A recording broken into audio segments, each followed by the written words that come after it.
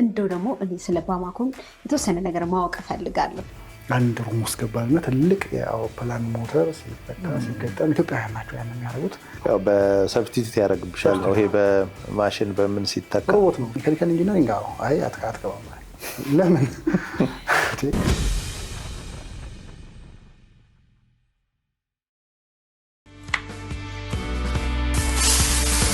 ቤት መከተቻ ነው ግን ሁሉ ገባው ካፈሰሰ ጣሪያው ግድግዳው ከራሰ ከራስ አልፎ የጎረቤት ዙሪያው ወለሉ ከረጠበና ሽንቁሩ ከበዛ መቼስ ቤት ነውና አይተዋዛ መፍትሄ ሁነኛ መፍትሄ ይፈልጋል። እነሆ መፍትሄ ሱፐር ሲካላይት በየቤቱ ያለን ችግር ይፈታል። አጠቃቀሙ ምቹና ቀላል 1 ኪሎ ግራም ሱፐር ሲካላይት ዱቄት ከ1 ከረጢት ሲሚንቶ ጋር መቀላቀል እናም የሚያፈስ ቦታ ላይ መለሰን። ከዚያም የሚያፈስ የሚያንጠባጥብና ስርገት እርጥበት ላይታዩ ይጠፋሉ።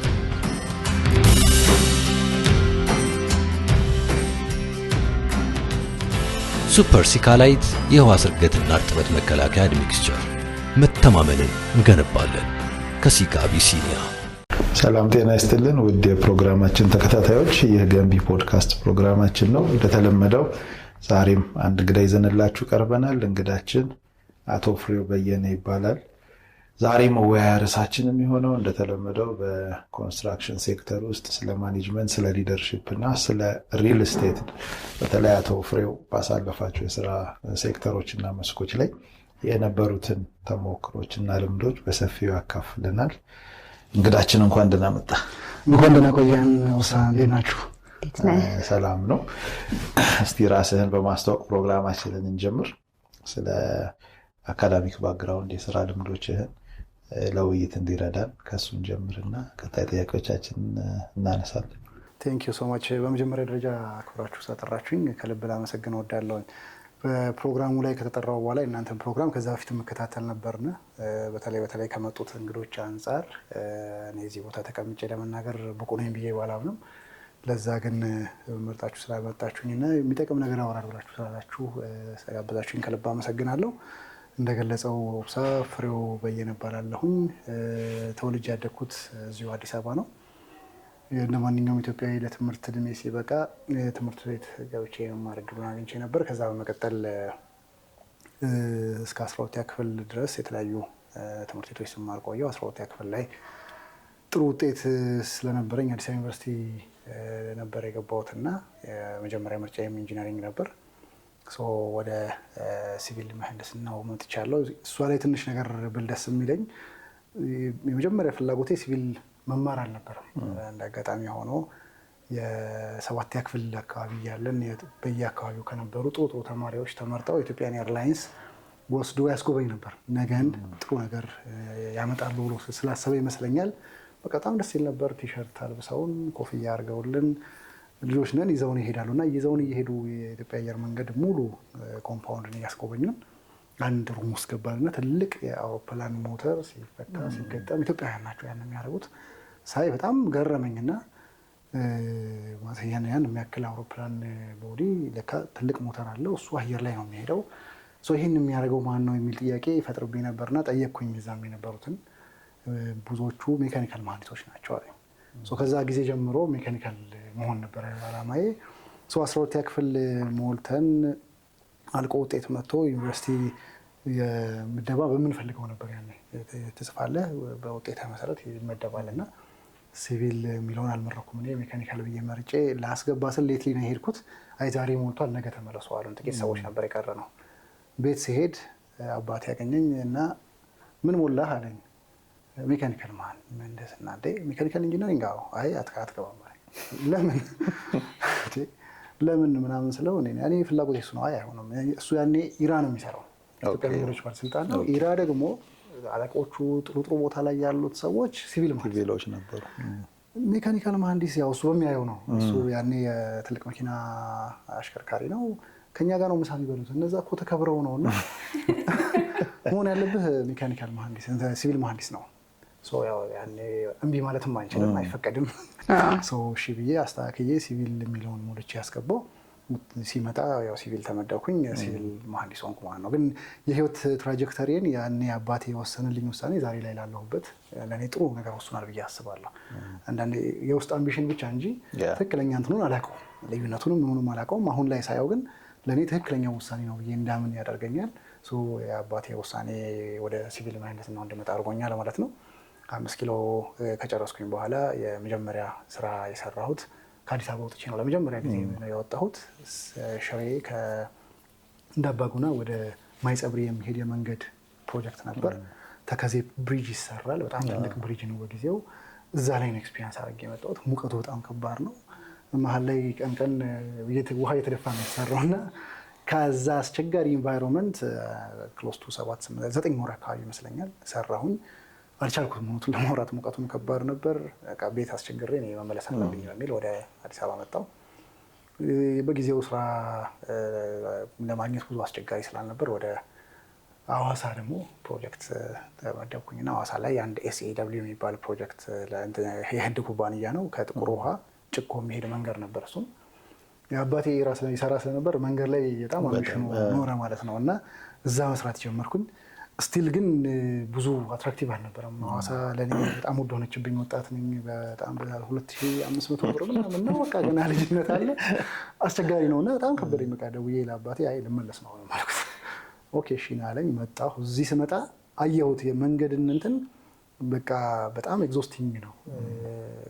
ቤተሰብ ለመመስረት ይሄ ስቴብል ለማድረግ እንዲህ ያስቸግራል የሚል እንትን እይታ ውስጥ ገባሁኝና በቃ ቢልዲንግ መፈለግ አለብኝ ብዬ ስፈላልግ አንድ የግል ኮንትራክተር ጋር ገባሁ። እዛ መስራት ጀመርኩኝ። የሮዱ ኤክስፒሪንስ አለ፣ ብሪጅም ላይ አይቻለሁ። ከዛ ወደ ቢልዲንጉ መጣሁ። ቢልዲንጎችን መስራት ጀመርኩ። ቃሊቲ አካባቢ ነበር የመጀመሪያ ቢልዲንግ G+20 አካባቢ። ገና ስጀምር የሳይት መሀንዲስ ሆኜ ነው። አንድ ትልቅ ሰው አሉ፣ አቶ አብርሃም ይባላል። በጊዜው አቶ ነበሩ፣ ፎርማን ናቸው። 5 ኪሎ የማታ ይማራሉ። 4ኛ ናቸው፣ 4ኛ ዓመት ተማሪ ናቸው። ግን ሳይንሱን ያውቁታል፣ በቃ እጅግ በጣም ያውቁታል። እሳቸው ጋር በደንብ አድርገው ሰሩኝ ማለት እችላለሁኝ። ኢንጂነሪንግ ላይ ያሉትን እዛ ዩኒቨርሲቲ ላይ የምንማራቸውና እዚህ ጋር ሲመጣ ያለው ነገር ትንሽ ስለሚለያይም በደንብ አድርገው ሼፕ አደረጉኝ። ከዛ በኋላ ያው የተለያየ ቦታ እየቀያየርኩኝ መስራት ጀመርኩ። ያንን እያደረኩኝ እንደ አጋጣሚ የኢራ የማስተርስ ፕሮግራም አዘጋጅቶ ነበር። እዛ ላይ አፕላይ ያደረኩኝ፣ ተፈተነ። ፈተናውን እንደ አጋጣሚ ወድቄ ነበረ። ወድቀሃል የሚል ነው የመጣልኝ። እኔ በጣም እርግጠኛ ነበርኩኝ ፈተናውን ስፈተን እንዳለፍኩ ማለት ነው። ሄድኩኝ። ፕሮፌሰር ስጨቃጨቅ ሰሙኝ። ፕሮፌሰር አለማየሁ እናንተም ጋብዛችኋቸዋል። ምንድን ነው አሉኝ። እንዲህ እኔ እንደማልፍ እርግጠኛ ነኝ፣ ግን ወድቀሃል ተባልኩኝ። ኦኬ እና አሉኝ። ይዘውኝ ገቡ። ፈተና እንትን የሚደረግበት እዛ ይዘውኝ ገቡና ቼክ ሲደረግ የመጨረሻዋ ጥያቄ ላይ ካልኩሌሽኑ በስነ ስርዓት አልታረመልኝም። አሜዚንግሊ 30 ተማሪ ነው የሚያልፈው። 5 ተማሪ ተጠባባቂ አለ። 2 ተማሪ ነው ከተጠባባቂም ወደ ላይ ከፍ ብዬ 37ኛ ነው ውጤት የሚያሳየው። ያቺ ስትታረምልኝ አይ ቲንክ 3ኛ ምናምን አካባቢ ሆኑና ገባሁ፣ አለፍኩ። ማስተርስ መማር ቻልኩኝ ማለት ነው። እሱን ከያዝኩ በኋላ የሚያው ስራዎች እየሰራሁኝ ደግሞ አንድ ጓደኛዬ አሁን ካፒቴን ዮሐንስ ይባላል፣ ኢትዮጵያ አየር መንገድ ነው የሚሰራው እና እሱ በጊዜው የራሱ አንድ ድርጅት ተቀጥሮ ይሰራ ነበርና ለምን ዝም ብለን MBA አንሞክርም? ቢዝነስም እናስባለን። በጊዜው የሆነ ነገር የምንሞክራቸው ነገሮች ነበሩና ለምን አንሞክርም ማለት እሺ ያለን። ሄድን፣ ተፈተንን፣ አለፍን። ሁለታችንም አለፍን፣ ጀመርን። እሱ ደግሞ ሌላ ትራጀክተሪ፣ የህይወቴን ትራጀክተሪ የለወጠ ሆነ ማለት ነው። የአንድ ጓደኛዬ እንግዲህ ዝም ብሎ እንደ ቀልድ ያነሳት ነገር ነች እና እዛ ማስተርስ እየተማርኩኝ ፔፐር ስሰራ ዶክተር ይትባረክ ይባላል አድቫይዘሪ። አሁን ሂዛን አሶሺየት ፕሮፌሰር፣ በጣም የሚገርም ሰው ነው፣ ጎበዝ ነው። በቃ ትንሽ ደቂቃ እሱ ጋር ተቀመጥክ ማለት የምትሰራው ፔፐር ምን እንደምትሰራ አውቀህ ነው። በተቻለ መጠን ተዘጋጅተህ ጥያቄዎችን ይዘህ መግባት ነው የሚጠበቅብህ። በደንብ አድርጎ የሚሰራ ሰው ነውና እሱ ጋር እየሰራን የዛ ባች ኤክሰለንት ያመጣሁት ብቻኛው ተማሪ ነበርኩና ለምን አብረን እኔ የምሰራበት አንድ ድርጅት አለ አድቫይዝ ማድረጋቸው፣ እዛ ለምን አንሄድም አለኝና በጊዜው ኦቪድ የፌዴራል ቤቶች ፕሮጀክት የሚሰራው እዛ ጋር ይዞኝ ሄደ ማለት ነው። እና ገባሁ። ሳየው በጣም ደስ ይላል። ፕሮጀክቱን ይመራው የነበረው ኢንጂነር ዝናቡ ይባላል። ስናወራ ሌሎችም ልጆች አሉ ሶሻል ናቸው ሌሎቹ። እኔ መሀንዲስ ስለሆንኩኝ ባክግራውንድ አለኝ። በጣም ጠይቀዋለሁ ኮንክሪት ቴስት እንዴት ነው የምትወስዱት? ያለ ሪሌትድ ይሆን ያን ሳረግ መሀንዲስ ነህ አለኛው። የት ነው የምትሰራው? እንዲህ በቃ እኔ ጋር ልጥራህ አለኝ። በጣም በደስታ አልኩት። እዛ ጆይን አደረኩ ማለት ነው። ያቺ ኢንሲደንት ሌላ አይነት ደግሞ ዳይሜንሽን አመጣች። ስገባ ቴክኒካል አድቫይዘር ይላል እና ፕሮጀክት ኮኦርዲኔተር ሆኜ ጀመርኩኝ። የተለያዩ ኤክስፖዠሮችን ማየት ጀመርኩ። ገና ሲጀምር የመጀመሪያ ስራዬ ፊዚቢሊቲ ማዘጋጀት ነው። ፊዚቢሊቲ መስራት። የኢትዮጵያ አየር መንገድ አንድ 10 ሺህ ቤት ይሰራ ነበር። ያንን የእነሱን ፊዚቢሊቲ መስራት ነበር የመጀመሪያ ስራዬ። በጣም ብዙ ነገር የምንማርበት፣ ብዙ ሰዎች አብረን ሆነን ነው የምንሰራው። እነዚህ ነገሮች እየሰራን ስንሄድ በደንብ ሌላ ዳይሜንሽን ደግሞ እያየሁ መጣሁ ማለት ነው። ኤምቢኤ ተምሬያለሁ። እዚህ ጋር ቢዝነስ ዴቨሎፕመንት አሳይመንቶች መውሰድ ጀመርኩኝ። እነዚህን ነገሮች ሳይ ሴልስ ማርኬቲንግ የሚል ነገር ደግሞ አብሮ እየመጣ መጣ ማለት ነው። እነዛን እየሰራሁ የቢዝነስ ዴቨሎፕመንት ዩኒት ዳይሬክተር ሆኜ መጀመሪያ ያንኑ ፕሮጀክት የነበረው ኃላፊ ትንሽ በህመም ምክንያት ሲወጣ ከሌሎች ቲሞች ጋር አብረን ሆነን ፕሮጀክቱን ሊድ አድርገን የመጨረስ እድሉን ተሰጠኝና ጥሩ ራሴን አሳየው እዛ ጋር። ከዛ ያው ወደ ሄድ ኦፊስ ተጠራሁኝ ማለት ነው ከፕሮጀክት። ያኔ ነገሮችን በደንብ አድርጎ ወጣትነት ደስ የሚለው ትሮጣለህ፣ በደንብ ትደክማለህ፣ ትለፋለህ። ያ ደግሞ የራሱን እየከፈለ ይሄዳልና መታየት ጀመርኩኝ። ኃላፊ ተደርጌ ተሾምኩ። የቢዝነስ ዴቨሎፕመንት ዩኒት አለ። ያ ቢዝነስ ዴቨሎፕመንት ዩኒትን ስሰራ በስነ ስርዓት ቪዚቢሊቲ እንዴት ነው የሚሰራው፣ ፕሮጀክት ፊዚብል እንዲሆን ምን ግብአቶች ያስፈልጉታል፣ ምን መታየት አለበት የሚል በደንብ አድርገን ትልልቅ ፕሮጀክቶች ምናልባትም በበጀት ደረጃ ብናወራቸው ትሪሊየንስ የሚገቡ ፕሮጀክቶችን ፊዚቢሊቲ በኔ ስር አንድ ለማድረግ ተጀመረ ማለት ነው። ያ ጥሩ ነገር እየሰጠኝ መጣ። ከዛ እንዳጋጣሚ ሪል ስቴቱ ላይ ክፍተት ነበረ። የሪል ስቴት ላይ የነበረ እንደዚሁ አንድ ኃላፊ ታሞ ይወጣል ማለት ነው። እንደ አጋጣሚ ሆኖ ይሄ አጋጣሚ ሲመጣ የካምፓኒው ኦነር ለምን አንሞክረውም ማለት ቢዝነስ ዴቨሎፕመንት ላይ ሴልሱንም ማርኬቲንግንም ለዛውም ትልልቅ የመንግስት ኃላፊዎች ጋር እየቀባ ፕሬዘንት እያደረግ አሸንፈ የምትወጣለች፣ ይህንን እንዴት መግባት ይከብድሃል? ያዝ ተባልኩ። ሲኦ የሚል ታይትል አይወዝ በጣም በህይወቴ በጣም የተደሰትኩበትም የደነገጥኩበትም ሹመት ነው ማለት እችላለሁኝ። እና የኦቪድ ሪል ስቴት ሲኦ ሆኜ ተሾምኩ ማለት ነው። ያኔ ስራዎቹን በደንብ አድርጎ መያዝ፣ ቲም አደራጅቶ መስራት ላይ ጥሩ አቅም አለኝ ብዬ አስባለሁ። ምክንያቱም ከዛ በኋላም በተቻለ መጠን ራሴን አፕግሬድ የማድረግ ስራ እሰራለሁ። በደንብ ነው ትምህርቶች ላይ ትሬኒንጎች ላይ የምወስደው እና በዛ ምክንያት ቲም ጥሩ አደራጃለሁ። ጥሩ ቲሞች ይኖሩኛል እና እነዛን ይዞ በደንብ አድርጎ ማስኬዱ ላይ መስራት ጀመረን።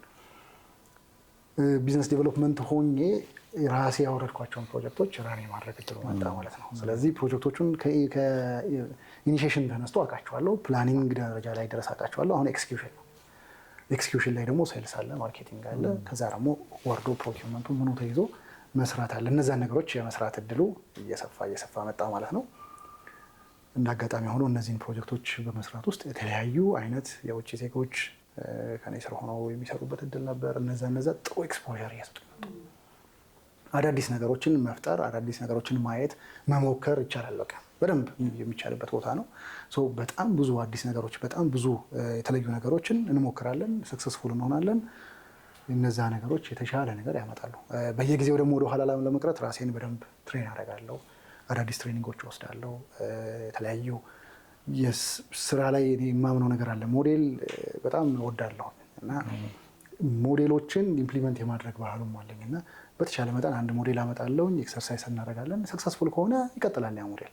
እንደዛ አይነት ያደረግን ጥሩ ነገር መስራት ተችሎ ነበር እና በዛ ውስጥ ትሬኒንጎችን ወስድ ነበር። ትሬኒንጎች ስወስድ መሀል ላይ እንደ ድል ሆኖ ስፖንሰር ተደርጌም ሃርቫርድ ፊዚካሊ ሄጄ ኮርስ የመውሰድ እድል አጋጥሞኝ ነበር። የሃርቫርድ ፕሮፌሽናል ኤዱኬሽናል ዲቪዥን የሚባል አለና ያ ዲቪዥን ማኔጂንግ ዮርሰልፍ ኤንድ ሊዲንግ አዘርስ የሚል ኮርስ ነበረው። የመጀመሪያ ዩ ሃቭ ቱ ማኔጅ ዮርሰልፍ ነው። ዜን ዩ ዊል ሊድ። በቃ ሰው ራሱን ማኔጅ አድርጎ ራሱን አስተካክሎ በደንብ መሄድ ከቻለ ሌላ ሰው ሊድ ማድረግ ችግር አይኖርበትም። ስለዚህ እዛ ላይ በጣም ጥሩ ኤክስፒሪየንስ ሆነኝ።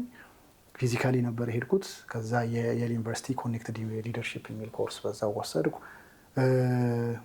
ሬስ ዩኒቨርሲቲ ላይ ደግሞ አንድ በጣም የወደድኩት የማይንድፉልነስ ኤንድ ዌልቢንግ የሚል አለ። ምንድነው ባላንሲንግ ላይፍ ኤንድ ሊቪንግ ዊዝ ኤዝ ነው። በቃ በነፃነት ቀስ ብሎ ተረጋግቶ መኖር 3 ፌዞች አሉት። በጣም ደስ የሚል ኮርስ ነው።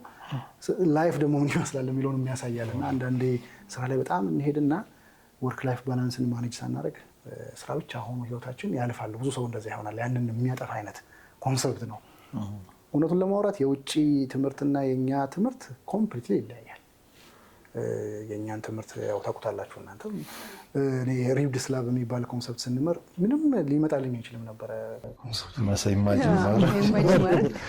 የመጀመሪያ ጊዜ ወጥቼ ሳየው ልክ ሳየው ነው የገባኝ። በቃ ልክ ሳየው ገባኝ ኢሚዲየትሊ። አክቹዋሊ ያለው ፍራክሽን ኦፍ ሰከንድ አልፈጀም። የሚገርምህ እንዲህ አይነት ኤክስፒሪየንስ የለም። እዛ ስትሄዱ እያንዳንዱ ነገር የሆነች ፍጭ ነገር አምጥቶ አስቀምጦ ገጣጥሞ ምናምን እስኪ በተራ አንድ ላይ ሆናችሁ እንትን ማርሽሜሎ የሚባል እንትን አለ ሞዴል አለ እስኪ ስሩት ምናምን ቀድሞ በጨረሰ ፎቅ መስራት ነው በማርሽሜሎ ማለት ነው። it seems easy ግን ምን ያህል ፕላን እንደምናደርግ ምን ያህል ኮኦርዲኔት እንደምናደርግ እዛች ጋር በዛች ጌም ያሳያል። እንግዲህ ከኔ ጋር ትልልቅ ሰዎች አሉ እዛ ጋር የሚማሩ ይሄንን አብሮ ኤክሰርሳይዝ ያደርጋሉ። አይ ነው ዩ ሲ ምን ያህል ልዩነት እንዳለን። እኛ ጋር ግን ቲዮሪ ነው የሚበዛው እና ያንን የማየት እድል ነበረኝ። በዚህ ሂደት ውስጥ ራሴን እያዳበርኩ መጣሁ። ሌላኛው ደግሞ አንድ ሪል ስቴት ፋይናንሻል ሞዴሊንግ ኮርስ ኦንላይን ኮርስ ነው። እሱን ወሰድኩኝ። ለምን ሪል ስቴት ላይ ነው እየሰራ ያለሁት፣ ወደ ስፔሻላይዝ እያደረኩኝ ነው። ያ ደግሞ ሌላ ዳይሜንሽን የሰጠኝ ኮስቲንግ እንዴት ይሰራል፣ የሪል ስቴት ኮስት ምን ሪል ስቴት ኮስት በኋላ ላይ በደንብ እናወራዋለን።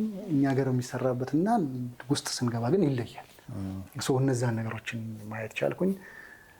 ሌላኛው አንድ የወሰድኩት በጣም ብዙ ኮርስ ወስጃለሁ። ከወደድኳቸው ነው እያነሳሁ ማወራችሁ። ፐርሶናሊቲ ታይፕስ አት ወርክ የሚል አንድ ኮርስ ወስጄ ነበርና ፐርሶናሊቲ ታይፕ የሰው ልጅ ኮብሳን ቴስት አለው 64 ጥያቄዎች ነው የሚሰጥህ። ሜርሰን ብሪክስ ታይፕ ኢንዲኬተር ይባላል። እነዛን ጥያቄዎች ትመልሳለህ። ዝም ብለህ ነው የምትመልሰው። መጨረሻ ላይ ያንተን ካራክተር ያንተን እንትን በነዛ ውስጥ ያወጣና የሆነ ታይፕ ይሰጣል። 16 ታይፖች አሉት። ብትወስዱት በጣም የሰውን እንትን ነው በዛ የሚከፍሉ በ16 ካቴጎሪ። ኦኬ ሜጀርሊ የሰው ልጅ ወይ ኤክስትራቨርት ነው ወይ ኢንትሮቨርት ነው፣ ወይ ፊል ያደርጋል ወይ ሴንስ ያደርጋል ወይ ፐርሲቭ ያደርጋል። እንዲህ እያለ 4 እንትኖች አሉት፣ ዳይሜንሽኖች አሉት። እነዛን ዳይሜንሽኖች ማትሪክስ ይሰራላቸውና 16 ታይፕ ያወጣል። ቴስቱን ብትወስደው በቃ ኦኬ ትላለህ። ይሄ ሰውዬ እንደዚህ ነው የሚያስበው፣ ገብቶሃል? ይሄ ሰውዬ እንዲህ ነው የሚለው፣ ይሄ ሊል የፈለገው ለዚህ ነው። እንዴት ነው ዲሲሽን? ይሄ ስኪል አይደለም የሚለካው፣ ኤቢሊቲ አይደለም። የሰው ልጅ ኢንፎርሜሽን እንዴት ነው የሚወስደው? በዚህ መታ ከኔ ጋር ስታወራ የምሰጣት ኢንፎርሜሽን በሚገባት መልኩ አደርገዋለሁ ማለት ነው። ራሴን ሼፕ አደርጋለሁ። ሙሉ ለሙሉ ነው አይደል? ሰውንም እንድትረዳው ያደርጋል። ካንተም አልፎ ያኛው ሰውየውንም ትረዳዋለህ። አንደርስታንድ ሰው እንዴት ነው ኢንፎርሜሽን ዲሲሽን እንዴት ነው ሜክ የሚያደርገው? እነዚህን ሁሉ የሚያሳይ ቴስት ነውና እነሱ አይነት ኮርሶች አሉት። ኢምፕሊመንት አደረኳቸው መጥቼና የምር ጠቀመኝ። ያውርጄል ከሰረ ያሉት ጋር ስናየው በቃ በጣም ቲሞቼ በደንብ አድርገው እንዲግባቡ ያደርጋልና እነሱን አይነት ነገሮችን አየሁበት ማለት ነውና የተለያዩ ኮርሶች በየጊዜው ራሴን በደንብ ለማሳደግ እወስዳለሁ። ባጭሩ እንግዲህ ፍሬው ይሄን ይመስላል። ብዙ ካላስረዘምኩ። አይ ጥሩ ነው መንገዱ በጣም ደስ ይላል። አብረን ጥሩ ነው። አሁን የት ነው ያለው? አይ ቲንክ ባማኮ ነው ያለው። ባማኮ ነው ያለህን የስራ ፖዚሽን እና እንደው ደግሞ እኔ ስለ ባማኮን የተወሰነ ነገር ማወቅ እፈልጋለሁ። ምክንያቱም አሁን ወደ ሪል ስቴቱን ገብታችኋል አይደለ? ኮንትራክተር የነበር በፊትም አውቃቸው ስለነበረ እስኪ በዛ አጋጣሚ ስለ ባማኮንም ንገረን። አሁን ያለህበት ካምፓኒ ባማኮን ለእኔ ባማኮን በጣም ይለያል። የሆነ ለማውራት ሪል ኤክስኪዩተር ነው። በቃ ባማኮን ማለት ኢንጂነሪንግን በደንብ አድርጎ ፈትፍቶ የሚያውቅ ድርጅት ነው። ባለቤቱ ኢንጂነር ግርማ ገላው ይባላል። ሂዝ አን አሜዚንግ ጋይ። በጣም ጎበዝ ነው። አምቢሽን አለው፣ ግን ደግሞ አምቢሽኑን ኤክስኪዩት የሚያደርግ ነው። አምቢሽኑ ላይ ለመድረስ በአምቢሽን ብቻ የሚቀረው በጣም ይሰራል በደንብ አድርጎ። ይሄ የምር ሃንድስ ኦን ኤክስፒሪየንስ ያለው ወርዶ የሚሰራ አይነት ሰው ነው እና ባማኮን የመጀመሪያ የሚታወቀው ባማኮን ኢንጂነሪንግ ነው የሚባለው። ባማኮን ኢንጂነሪንግ ያለፉትን 23 ዓመታት ኢትዮጵያ ውስጥ በጣም ብዙ ፕሮጀክቶችን ሞርዘን 150 በላይ ሜጋ ፕሮጀክቶችን ቦሌ ዝም ብለሽ ብታልፊና ብታይ 70%ን በእርግጠኝነት ብል ህንፃዎቹ ላይ ባማኮን አለ። 8 እህት ኩባንያዎች አሉት። ከፋውንዴሽን እስከ ፊኒሽንግ ድረስ የሚሰሩ ኩባንያዎች ናቸው። የፋውንዴሽኑ አንከር ፋውንዴሽን ይባላል። የፋውንዴሽን ካፓሲቲ በሪግ ይለካል ይባላል እና ከባማኮን ቀጥሎ ያለው ትልቁ የፋውንዴሽን ካምፓኒ 3 ሪግ አለው። ባማኮን 12 አለው። ሲሰራ የምሩ ነው የሚሰራው በደንብ ገብቶ ማለት ነው። ባማኮን ፋውንዴሽኑን አንከር ፋውንዴሽን ሲሰራ ኮንክሪት ደግሞ የሚያቀርብለት ባማ ሚክስ የሚባል አለ። አሁን በኮንክሪት ባቺንግ ፕላንት 7 ዓመት አካባቢ ሆኖታል። ባማ ሚክስ ከመጣ በእርግጠኝነት አሁን ቶፕ 5 ቢባል በእርግጠኝነት ይኖርበታል። ሬዲ ሚክስ በደንብ አድርጎ የሚሰራ የኮንክሪት ሚክስ ሬዲ ሚክስ አቅራቢ ነው። ኮንክሪቱን ደግሞ ሲሰራ ኬሚካል ደግሞ ያስፈልገዋል። ኮንክሪት ያው እንደምናውቀው ሩቅ ቦታ የምንወስደው ከሆነ ሪታርደር መኖር አለበት። ቶሎ እንዲደርቅልን ስንፈልግ አክስለሬተር እንጠቀማለን። ለስትሬንግዝ የምንጠቀማቸው ኬሚካሎች አሉ። እነዛን ኬሚካሎች ደግሞ ግብአት የሚያቀርብለት አልቲሜት ኬሚካልስ የሚባል ድርጅት አለው። እንዴት እንደሚተሳሰር እያያችሁት እንግዲህ ሰፕላይ ቼኑ ላይ ማለት ነው። እና አልቲሜት ኬሚካሉን አመጣ፣ ኮንክሪቱ ተሰራ፣ መጣ፣ ካስት ይደረጋል፣ ፋውንዴሽን ላይ ደረሰ። ቀጥሎ ስላብ ስንመጣ በኋላ ላይ ቴክኖሎጂም ላይ በደንብ እንደምናወራ እርግጠኛ ነኝ። አልፋ ፖስቴንሽን የሚባል ካምፓኒ አለ። የፖስቴንሽን ካምፓኒ ነው። እሱ ደግሞ ፖስቴንሽኒንጉን ይሰራል ማለት ነው። ፖስቴንሽኒንጉ በጣም ፍጥነትን የሚጨምር ቴክኖሎጂ ነው። ስለዚህ በሱ ደግሞ ስላቡ እየተሰራ ይመጣል፣ እያለ ይሄዳል ማለት ነው። ቤቱ በዚህ መልኩ ተሰራ። ይህንን ኮኦርዲኔት የሚያደርገው ባማኮን ኢንጂነሪንግ እናት ኩባንያው አለ። አለቀ። ፊኒሽንጉን ፊትኮን የሚባል ኩባንያ ይሰራዋል። ደግሞ ለመንቀሳቀሻ ኤሌቬተር፣ እስካሌተር፣ ኤሌክትሮሜካኒካል ደግሞ የሚያቀርብ ታወር ኢንጂነሪንግ የሚባል ካምፓኒ አለ ማለት ነው። ታወር ኢንጂነሪንግ ኦቲስ ከሚባለው ኦቲስ ማለት ወል ነው አይደል? ሊፍታቸው 170 ፓርትነር ነው የነሱ ህጋዊ ወኪል ሆነን እዚህ ደግሞ እንሰራለን ማለት ነው። ማሜዝ እንግዲህ የንግድ ባንክ ትልቁን ንግድ ባንክ ፕሮጀክት ሊፍት የተገጠመው ኦቲስ ነው። ኦቲስ በማ ተወክሎ ነው የመጣው? በታወር ኢንጂነሪንግ ተወክሎ ነው የመጣው። እያንዳንዱ ፕሮጀክት ላይ የዚህ ሴንተር የምንላቸው የፋይናንሻል ዲስትሪክቱ ብሔራዊ አካባቢ ያለው ፕሮጀክቶች ላይ በፋውንዴሽን ወይ በፖስቴንሽን ወይ በሊፍት ወይ በምኑ ብሎ ይገባል ማለት ነው። ስለዚህ ከስምንቱ በአንዱ ይገባል እና አታጣውም። እና አሁን አብዛኞቹ ሪል ስቴቶች ጋር ስትሄድ እነሱ ጋር ለነሱ ማብሮ ይገነባል። እነዚህን በሙሉ ደግሞ አቅም ከጀርባ ደግሞ ተሸክሞ ከፊት ለፊት አሁን በሪል ስቴቱ ደግሞ መጥቷል ማለት ነው። አንድ 6 ዓመት አካባቢ ሆኖታል። ባለፉት 6 ዓመታት ወደ 4 አካባቢ ፕሮጀክቶች ዴሊቨር አድርገዋል። ኤክስኪዩት እያደረጋቸው ያሉ ወደ 8 አካባቢ ፕሮጀክቶች አሉ። ደግሞ አፕከሚንግ ብለን የያዝናቸው በደንብ ብዙ ነገሮቻቸው ያለቁ ደግሞ 7 አካባቢ ፕሮጀክቶች አሉ ማለት ነው። እና ያ ማለት ቶታል ወደ 15 ፕሮጀክቶች ያለው ትልቅ ኩባንያ ሪል ስቴት ኩባንያ ነው ባማኮን ሪል ስቴት። አሁን የምሰራው እዛ ላይ ቺፍ ሴልስ ኤንድ ማርኬቲንግ ኦፊሰር ሆኜ እዛ እሰራለሁኝ። የሴልስ ኤንድ ማርኬቲንግ ዲቪዥን ኃላፊ ሆኜ ነው የምሰራው ማለት ነው። ናይስ ቲንክ እንትን በጣም ደስ ይላል። እስኪ ለመጀመሪያ ጥያቄያችን እንዲሆን ላይክ እንግዲህ ዘ ፓስት 10 years በሴክተሩ ላይ ቆይተሃል። ብሪጅ ላይ ሰርተሃል፣ መንገድ፣ ቢልዲንግ፣ ኦልሞስት ኦል ኢንፍራስትራክቸር ፕላዛት ደግሞ ማርኬቲንግ እና ሴልሱንም በደንብ እንትን አድርገዋል። እና ብዙ ጊዜ መሐንዲስ ሆኖ ይሄ ማርኬቲንግ እና ሴልሱ ላይ የተለመደ አይደለም። ሌሎች ኤክስፐርቶች ናቸው ወይም በዛ ሙያ ውስጥ ያለ ሰው ነው። እና እስኪ እንዴት ታገናኛቸዋል? አንደኛ ኢንጂነሪንጉ ምን ያክል በቴክኖሎጂ በሰው ኃይሉም በምኑ እንዴት እያደገ መጥቷል? አሁን ላይ ሪል ስቴቱም ላለ ያው ሁሉም ጋር አለ፣ ፕላስ ከምህንድስና ውጪም ማየት የሚያስችል አንግሎ አለ። ስፔሻሊ ይሄ ሴልሱን ማርኬቲንጉን ምናምን እስቲ እነሱን ጠቅልላ አድርግና አውራል። እንግዲህ አሁን ያለው ቴክኖሎጂ ኢዝ አሜዚንግ። በተለይ ሪሰንትሊ እየመጡ ያሉ ቴክኖሎጂዎች ከዲዛይን ነሳ ዲዛይን እንዴት ኢቮልቭ አድርጓል ብለን እናስብና እነሳ ዲዛይን በቴክኖሎጂ ዋይዝ መጀመሪያ እናስብ የነበረው ቱዲ ነው አይደል የምናውቀው። በእርግጠኝነት ኦብሳ በጅም አባስተህ ሞመንት እንትን ብለህ ብረት አውጥተህ ያለው እርግጠኛ እና አሁን ላይ ከዛ ቱዲ ተነስቶ 7D ደርሷል። ከቱዲ ወደ 3D ቪዥዋላይዜሽን መጣ። 3D ቪዥዋላይዜሽኑ ጀስት 3Dውን ያሳየን ነበረ። አሁን ምን ሆነ? 4D ላይ ሲመጣ ታይም ስኬጁሊንግ አብሮ የሚያወጣ በቃ ተካተተበት ማለት ነው። በፊት ስኬጁል ለማውጣት ፕሪማቬራ እንላለን ኤምኤስ ፕሮጀክት ለብቻው። አሁን ግን አብሮ ፕሮጀክትን እየሰራ እዛ ጋር ስኬጁልህም አብሮ እየተሰራ ነው። ሰንበዲ አትፈልግም ማለት ነው። ቀጥሎ ደግሞ ትክክለኛ ፕራይሲንግ ከሰጠኸው ደግሞ 5D ላይ ስንመጣ ኮስትን ጨመረበት ማለት ነው። ኮስት ደግሞ የራሱ የሆነ እንግዲህ ቢኦኪው አስገብቶ ዋጋ ሰብስቦ ከዛ እነሱን ማባዛት ስታባዛ ያሉት ኤረሮች ብዙ ናቸው። አሁን ግን አንተ ዋጋ ነው የማቴሪያል ዋጋ ነው የምትሰጠው። እሱ ምን እያደረገ ይመጣል? ኮስትህን እየሰራልህ ይሄዳል። ቢኦኪው ጀነሬት እያደረገ አውቶማቲክ ነው ይሄን ሁሉ የሚያደርገው። ቀጠለና ደግሞ 6D ላይ ደግሞ ስንመጣ ሰስተናቢሊቲ መጣ ማለት ነው። ሰስተናቢሊቲ ባይ ዘ ዌይ አሁን በጣም እርግጠኛ ነኝ ሬጉሌሽን ተለውጦ የዲዛይን አንድ አካል ነው። ውጭ ሀገር ሪኳየርመንት ሰስተናቢሊቲ እኛ ገማ ሀገር ወደዛ እየገባን ነው እያስባለሁ። ሪሰንትሊ እንደውም እንትን ተደርጓል። በቃ የሰስቴናቢሊቲ ያው በመመሪያም በምንም እንዲሆን የተቋቋሙ እንትኖችም አሉ። ወደዛ ገባን ማለት ነው። እሱን ያሳያል።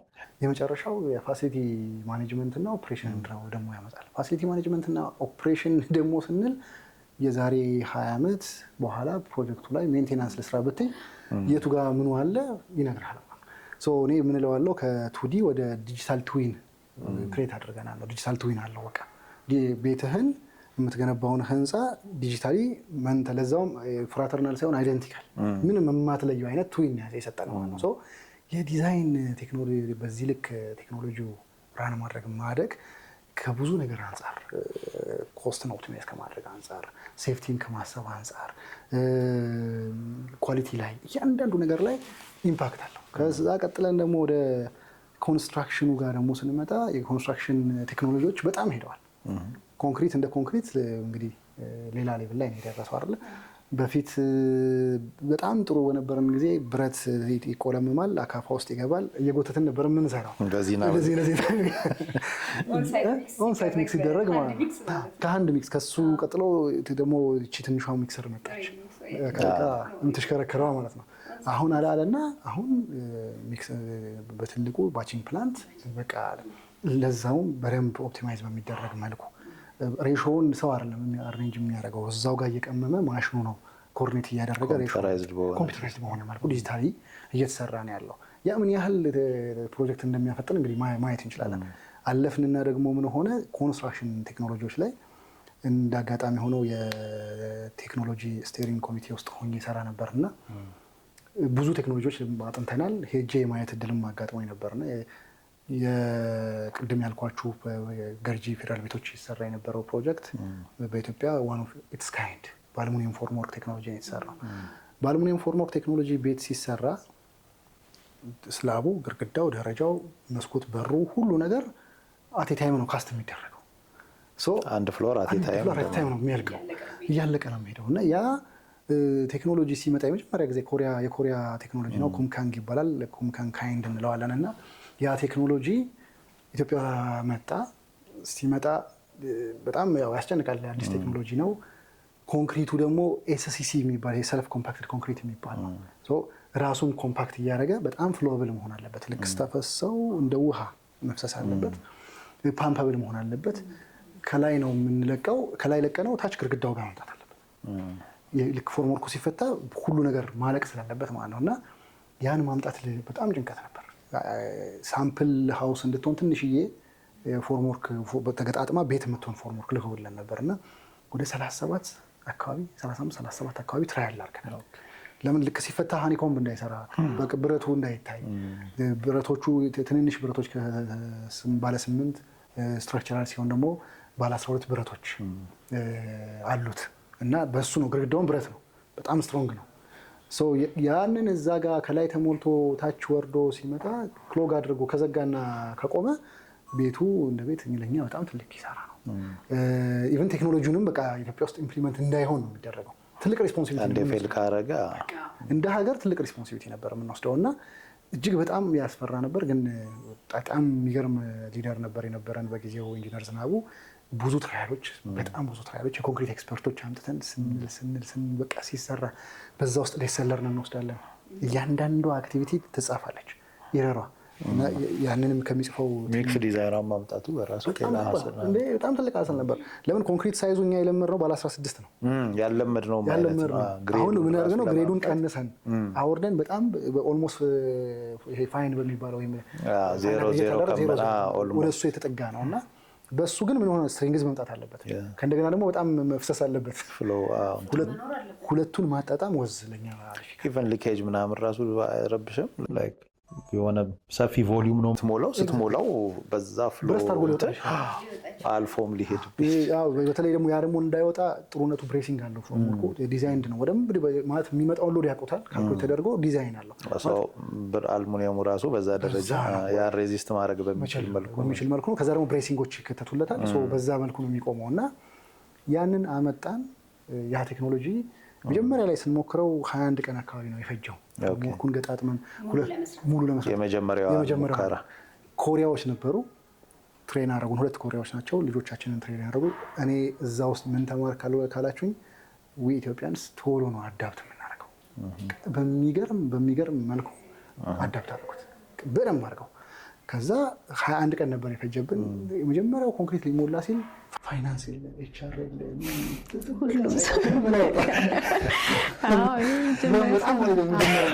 ኮሪያዎቹ እየጮሁ ከቢሮ ኮላፕስ ሊያደርገን ቶሎ እንትን አደረግን ኮንክሪቱን። ከዛ በኋላ ፍሎ ባያደርግ ቅድም ያልነው ያቺ ሃኒኮም ደግሞ እንዳትፈጠር እንትኑ ሲስተሙ እንዴት ነው? ኤሌክትሪክ ላይኖች አብረው ነው ኢንስቶል የሚደረጉት። ኮንዲቶቹ ምናምን አብረው ኢቨን እስከ ስካቶላው ድረስ አብረው ነው የሚገጠመው። ላይ የሳኒታሪ ላይን አብሮ ነው የሚዘረጋው። ፓይፖቹ ምናምን ራሱ አብረው ነው የሚዘረጉት። ከዛ ኮንክሪት ሞላህ ጨረስክ፣ አንድ ቤት ጨረስክ። ቀጥታ ጂፕሰም ቲክ ፔንት ካለ ቲክ ፔንት ቀብተህ ቤት ማድረግ ነው። ከዛ ፍሎርህን ነው የምትሰራው። አለቀ ቤቱ ማለት ነው። ፊክስቸር መቅጠም ነው። ምን ያህል እንደሚያፈጥን አስቡት። እኛ ስጋት ስለነበረን ሰርፌስ ቫይብሬተር፣ ሃንድ ቫይብሬተር፣ ከዛ ያጃች ቀጭን ባለ 10 ቫይብሬተር በ3 ሲስተም ነው ሁሉም በል ተረባረብን፣ ጨረሰን። ልክ ሲፈታ የሚገርም ቴክስቸር ያለው መጀመሪያ እኛን ትሬን ሲያደርጉን ኬንያ የሰሩትን እያሳዩ ነበር። ሲያዩ በቃ ዲስ ኢዝ ዘ ቤስት ኮሪያዎቹ ያየ ነው አሉን እና ያንን እንደ ፎቶ ወደ ቪዲዮ ወስደው እንትን አሉ። ምን ያጋጠመን እንግዲህ ያው የመጀመሪያችን አይደል ኤሌክትሪኩን ስንገፋው ለካ በዛ በቫይብሬተር አጥፍተነዋል። ላይኑ ተቆራርጧል። ኮንክሪቱ እኛ እኮ ነግሮን አልፈበቃ ሰልፍ ኮምፓክትድ ነው። ስለዚህ ቫይብሬሽን አያስፈልግም። እናንተ ለሴፍቲ ብላችሁ ገባችሁበት። ሌላው ሺፍት አደረገ። ከእንደገና ቁርቋሮ ላይ ሰከንድ ፍሎር ስንወጣ ፈርስት ፍሎር ነው ያጋጠመን። ሰከንድ ፍሎር ስንወጣ ያንን አስተካከለ። የመጀመሪያው 22 ቀን አካባቢ ፈጀ። ሁለተኛው 14፣ ቀጥሎ 10፣ ቀጥሎ 7 ቀን። ከዛ ምን አደረግን? እንዴት ኦፕቲማይዝ እናድርገው፣ እንዴት እናፍጥነው የሚለው ላይ ምን አመጣን?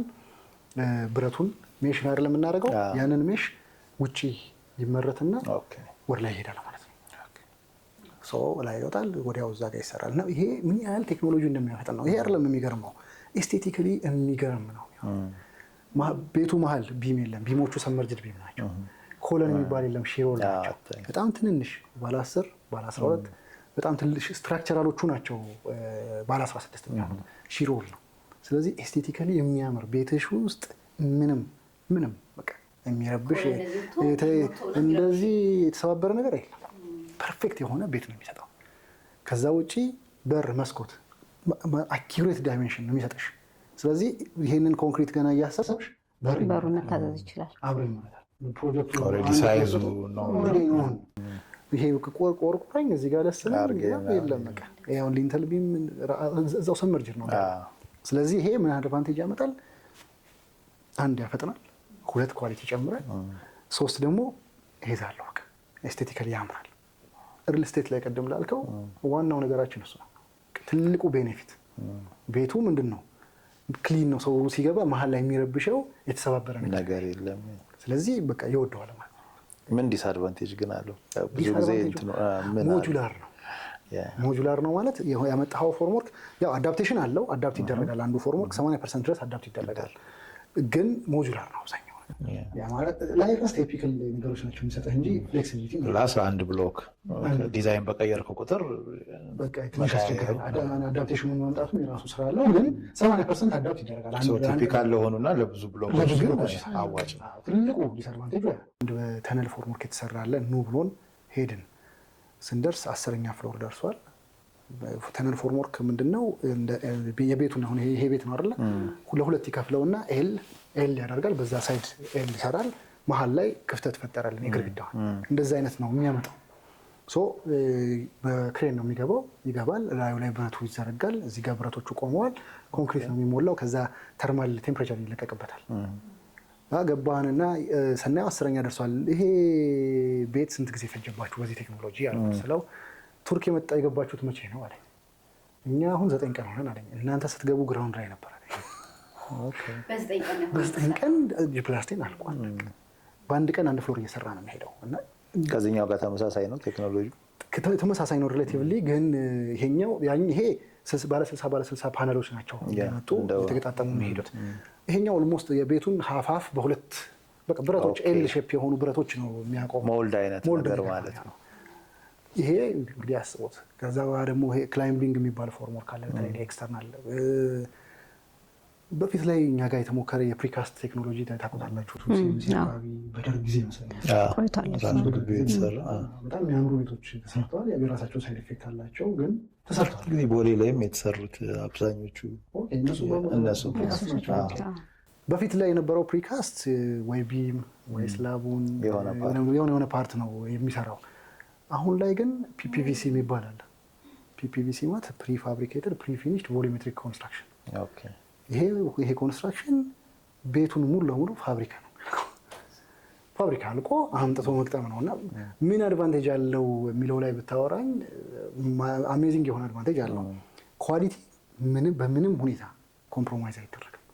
ስታንዳርድ ተቀምጦለታል። ያችን ስታንዳርድ ስራው ያ ብቻ ነው። ሰውየው መቁረጥ ከሆነ መቁረጥ ብቻ ነው ስራው። እዚህኛው ስንመጣ ያው ታውቁታላችሁ ፊኒሽንግ፣ በተለይ እነዚህ የቶይሌት እና ኪችን አካባቢ የሚሰሩ ሴራሚክ ስራዎች ቆረጠው ምናምን በጣም አድካሚ ናቸው። እነዚህ ጋር ስትመጣ ፋብሪካ ላይ በስነስርዓት ኦርጋናይዝድ የሆነ ነገር አልቆለት ነው። ቤቱ በክሬን በመኪና ተጭኖ ይመጣል። በ10 ቀን የሆነ ህንፃ አለቀ ምናምን የምንሰማው እነዛ ናቸው። ለምን በማስ ያመርታሉ። አምጥተው መቅጠም ነው የሚሆነው። ትልቁን ታይም የሚፈጅባቸው መቅጠም ነው። ትልቁ ስራው እንደውም ቀድሞ በቃ እሱን ነገር ለማውረድ ቀድሞ ስራው ነው የሚበዛው። ወደ ስራ ከተገባ በኋላ ጀስት ማተር ኦፍ ዴይስ ነው። አንድ ፖርስ ሶሉሽን የሚባል የለንደን ካምፓኒ፣ ባዝ ሲስተምስ የሚባል የጣሊያን ካምፓኒዎች አሉና እነዚህ ኪችን ፖርስ እና ቶይሌት ፖርስ ነው የሚያመርቱት። ትልቁ አድካሚ ስራ እንደምታውቁት ኮንስትራክሽንም ላይ እጅ የሚይዘው ስራ የነዛን የፊኒሽንግ ስራዎች መጨረስ ነው። እነሱን በቃ አንቺ የምትወጃት ክቧ መስታወት ሳትቀር እዛው ተሰቅሎ ነው የሚመጣው። ሲመጣ ሰርተው ነው የሚጨርሱ። አሜዚንግሊ በ1993 ነው የተመረተው። በአመት ወደ 12000 ዩኒት ፖርሶች ያመርታል። እንደ አጋጣሚ ሆኖ የአዋሬ የጠቅላይ ሚኒስትሩን ፕሮጀክት በምንሰራበት ጊዜ ኤክሰርሳይዝ አድርገናል። አንድ ወቅት ላይ ይሄንን ቶይሌት ፖዱን ኪችኑን ሳይሆን ቶይሌት ፖዱን ኤክሰርሳይዝ አድርገናል። ጥሩ ነው። በቃ ያንን አሁን ኢምፕሩቭ ማድረግ ማጥናት፣ ምንድነው ጉድለቱ ማሻሻል፣ እሱ ላይ ከተሰራ በእርግጠኝነት መምጣት ይቻላል። እኔ የኛ ሀገር መሐንዲሶች የኛ ሀገር ባለሙያዎች የሚፈልጉት ትሬኒንግ ነው፣ የሚፈልጉት ኮሚትመንት ነው እንጂ መልመድ የማይቻል ነገር አለ ብዬ አላስብም። እና ያ ቴክኖሎጂ አሁን ዴይ ቱ ዴይ ፕሮግረስ ያደረገበት መንገድ ኢዝ አሜዚንግ። ለእኔ ያስገርመኛል። ትላንትና 20 ምናምን ቀን ይፈጅ የነበረ ነገር አሁን በእኛው ልጆች 3 ቀን 4 ቀን አንድ ፍሎር ስናቸው 600-700 ካሬ ሜትር አንድ ስላባ 21 ቀን ፍታ አትፍታ እንዳልተባለ ስትሪንግስ ቼክ ተደርጎ ምናምን ይሄ ጥሩ ነው። ከእንትንም አንጻር ከጊዜ ፍጥነቱም አንጻር እኔ ግን ትንሽ የሚያሰጋኝ ይሄ ፋውንዴሽናችን ላይ አሁን እነዚህ ነገሮች ፋብሪካ ተሰርተው መጡ። ፋውንዴሽኑ እንዴት ነው የሚደረገው? ኦን ሳይት ነው መሰራት ያለበት እሱ ነገር። እሱንስ ፋውንዴሽን አለ እኮ የፕሪካስት ኮንሰፕቱ ፋውንዴሽንም አለ ኢቨን ኮለን እና እሱን የተጠቀማችሁት አሁን ለዚህ አይደለም። እኛ ማት ፋውንዴሽን ያደረጋችሁት ከነ ፓዱ ፕሪካስት ላይ ከነ ኤቭሪ እንትኑ ነው ፓዱ ምኑ ይሰራል። ኮምባይንድ ሁሉም የፋውንዴሽን ተሰርቶ ስትራክቸራል ዲዛይኑ እንትን ይታይና አክሲሶችሽን ሬዲ አድርገሽ መደርደር ላፍረስ ካልኩኝ ግን በጣም አስቸጋሪ ነው አይደል? ማፍረስ አሁን ያን ቤት ላፍረሰው አንዷን ወል ላፍረስ ምናምን ብል ምን አለው መሰለሽ ሁለት አይነት ወሎች ነው ያሉት። ቅድም እንደነገርኩሽ ስትራክቸራል ወል አለ፣ ነን ስትራክቸራል ወል አለ። ስትራክቸራል ወሎቹ ያው አይነኩም። አሁን ልክ እንደ ኮለን እና ቢም እንደምንለው ነን ስትራክቸራሉን ግን ሞዲፋይ ማድረግ ትችላለሽ። ለምን ኮለን ምን ብዙ የለውም። ራሱ ወሉ እንደ ሺሮል ነው አክት የሚያደርገው እንደ ስትራክቸር ነው። ሶ ሜጀር ፓርቱ አይነካም። ከዛ ውጭ ያለውን ግን መንካት ትችላለሽ። ሶ በጣም እያቀለለ መጥቷል። አሁን ስለ 3D ፕሪንቲንግ በተለይ ኢኮስኮ አካባቢ አሁን እየተወራ ሪሰንትሊ ሎ ራይዝ ለሆኑ ቢልዲንጎች ነው። በቃ ማሽን አለ ማሽን ለብስ ስፌት መሳል ነው ቴክኖሎጂው ገና ቢሆንም ግን አሁን ቴክኖሎጂውን ያነብ ነበርና እኔ በጣም ቴክኖሎጂ ወዳለሁ እና ያነብ ነበርና ወደ ምን አመጡት? ኮምባይንድ ብለው አመጡ። ኮምባይንድ ማለት ኖርማል ስትራክቸራል ፓርቱን በኮንቬንሽናሉ ይሰሩታል። ከዛ ይችኛዋን ነን ስትራክቸራል ፓርቶቹን ግን በፍጥነት በዛችኛዋ ቶሎ መስራት ጀምረዋል። እያጠኑት ነው። አይ ቲንክ አሜሪካ ይመስለኛል 4ኛ ፍሎር ድረስ እንዲህ ሰርተውበታል። እንደዛ አካባቢ ለኛ ሀገር ግን ይሆናል።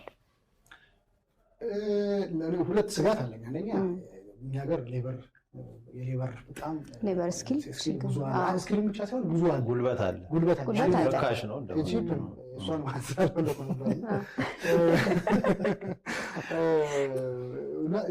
ያቺ ነገር ስላለች እሱን ያጠፋብናል። ይሄ ማንፓወራችን አይደለም ነው ያው በሰብስቲቱት ያደርግብሻል። ይሄ በማሽን በምን ሲተካ አብዛኛውን ሰው ከእንትን ያወጣል። ስጋት እሱ ስጋት አለኝ፣ ትልቅ ስጋት አለኝ። ኢንዱስትሪያላይዜሽኑ ያው ይሄ ስጋት ይዞ ይመጣል። ሶቪየት ቴክኖሎጂ ሞደርን የሆነ ነገር ሁልጊዜ የሰውን እንትን እየቀነሰ ነው የሚሄደው። ስራ ማቅለልና እንትን ማድረግ ስለሆነ ፐርፖዝ በተለይ እነሱ ለምንድን ነው እንደዚህ በጣም አይምሯቸውን እያሰሩ አይነት ነገሮች የሚፈጥሩት?